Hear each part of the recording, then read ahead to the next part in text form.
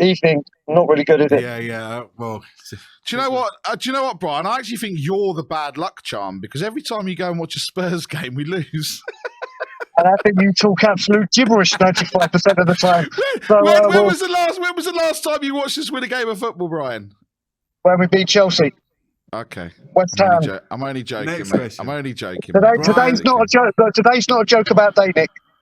Okay. Today's not a joke about day. I just want to first of all do a few shout-outs. Shout out to the Champagne and Skittle crew that think everything is rosy and things are going to be brilliant. Shout out to every single person that said to people like myself, don't worry in June, the transfer window closes on the 1st of September. It'll all be sorted. It'll all be good. Don't worry, this will get done. It's different this time. Big shout out to all you lot, because here we are on the 29th of September. August. Fucking hell, I wish it was September. I'll be going back to Canada 2 days later. I want to say big up to the people that want to blame Ange. Yes, Ange takes some responsibility, but if you do your history, Ange, go check with Celtic fans and go check with other teams. Whenever he went into cup competitions, the most changes he made is 4. 4 in a cup game. How many today? 9. 9. Oh, okay. Europe, yeah, but don't worry about a cup because we've got to get up there and make the money. I'll also say, with these players that simply aren't good enough that we can't get rid of, were they good enough for Conte? Were they good enough for Nuno? Were they good enough for Jose? No. Were they good enough for Poch? Oh, no. But no, let's blame the players, let's blame this, let's blame that, and go and accuse every single person that's leaving out that says this every single time, because this is now another trophy that we're not going to get. Does Ange take responsibility for certain things? Yes, it's a cup game. He should have taken a bit more. But do not go on about wholesale goddamn changes when in his whole time at Celtic and other teams he makes 4. 4. How do you explain the 9 changes, Brian? And what is your take on it? You've heard what I've had to say on it. I can't get my head around it still. Mate, this is the only way I can think about it. It was his final chance to have a look at people before this window goes to get a yay or nay out of them and who he can get out the door. That's the only thing I can think of. But that's a big risk to do it in the cup game. Why not do it against Bournemouth? Mate, we've got to know that doesn't care about the cup, Iggy. Okay. I've just said it. 4 changes in Celtic, 4 changes in Japan, 4 changes in Australia. Come to Tottenham. We all said, every single Spurs fan said there is no excuse this time with no Europe not to take domestic cup seriously. Agreed. So we're in the second round because we didn't qualify for Europe and had our worst league season for recent history. And we're out of it before we normally enter it. But let's blame the manager. Let's blame the players. Let's carry on going on this shit show parade and blame everyone else apart from the common denominator. Let's crack on and do that.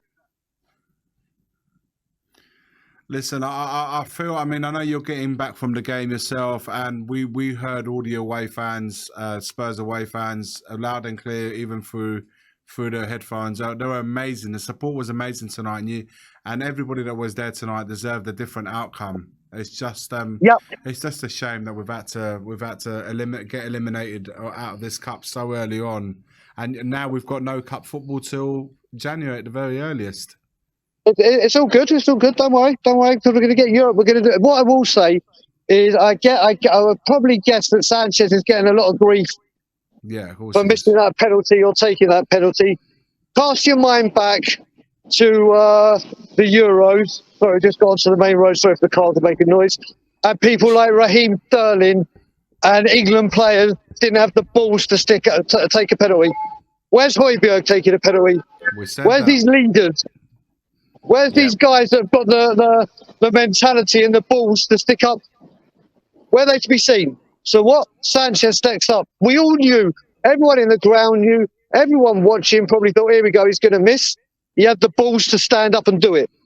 We said it. We said so many players that we don't know who the last penalty taker was going to be because only 4 of them ultimately took them. But end of the day, you're right. There was other players there with experienced pros, with loads of games, international players as well.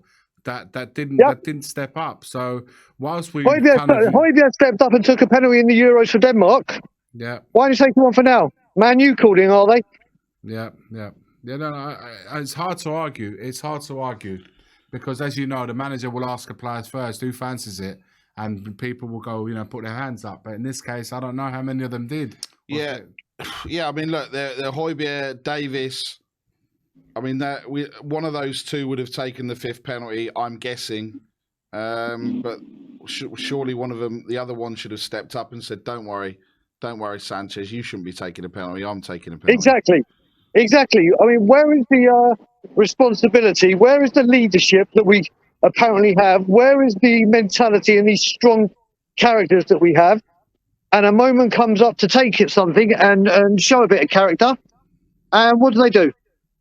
They send up Davinson Sanchez, who gets grief all the time, wrongly as well, the personal abuse and everything.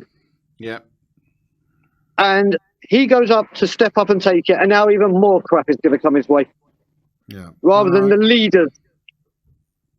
Yeah, you'd think someone would have taken him out of this firing line because he'd already had a not a great match. Let's be honest. It wasn't his finest performance, so he already wasn't playing well. So already you can imagine the confidence he would have had stepping up to go and take that penalty.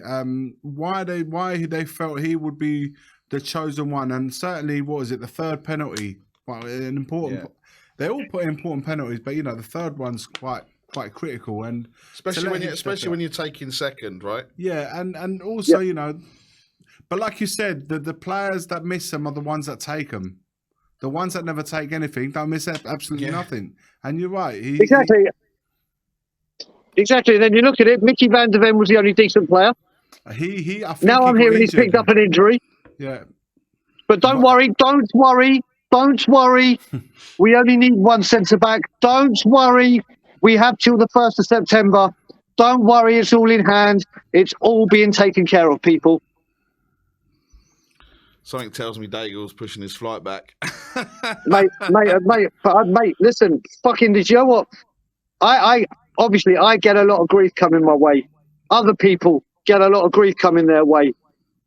And still, here we are at another window. Days remaining. Need to get the shit that we've needed to get out for years. They're still here, funnily enough. Players are needed to come in. We said we're one injury away from a defender, and then we're back to these. Yeah. And if this injury to Van der Ven, I don't know how serious it is. I've just seen it in the chat and on Twitter. If he's out and we don't bring in a defender, because remember, we got till the 1st of September, loads of time to sort this. We're back to Romero and Dyer, Sanchez, Davies, Tanganga. And now we probably will have to keep one of them if he's injured. Yeah. But don't worry, it's all good. It's all good. 1st September, it's all good. Let's blame the manager for picking 9 players, even though every single cup game, go do your research, he chooses 3 to 4. These players that have been crap for all the other managers, go do your research, and you've watched it long enough, they're not to blame, or the players can be to blame, but them not still being here, still fucking being here. So, Brian, just to reiterate, are you suggesting that Postecoglou was forced to play? Mate, well, let's put it this way. What would you say, Iggy, if I said to you at every single other game, when other club he's been at, when he's done cup games, the most he's made is 4 changes. Yeah. His first domestic cup game for Tottenham, and all of a sudden there's 9 changes. Yeah, that's does a man change his habit for all his career and go, oh, all of a sudden I fancy a change of heart? No, I agree. Listen, when you see 8, 9 changes, that normally happens in pre-season football, non-competitive football, where we're trying these players out.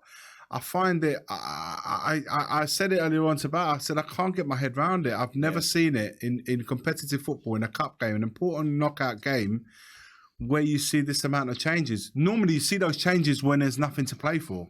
But to do it put the players out in the shop window. Go make the man some money. Yeah. Yeah. Well, they weren't going in the shop window. They were going. We're not Man City. They're going in the charity shop window. They're not going in the shop window. But don't worry, the contracts are going to be ripped up. That's happening as well, isn't it? Yeah, after the Saudi transfer window shuts, maybe, because we're hoping. Oh, that really benefits. I'm so happy. We're going to rip up contracts after. How lovely of us to care about the Saudi Arabian market and leaving them with options. Heaven forbid we would think about Tottenham Hotspur and their domestic market. Yeah. Heaven forbid we want to make our team better, but no, we'll rip up contracts after no one else can buy more players. But yes, let's blame everyone else. Brian, look, for me, we got 3 or 4 people still in the back, but for me, you know, the support tonight was fantastic. Yeah, as always. As always.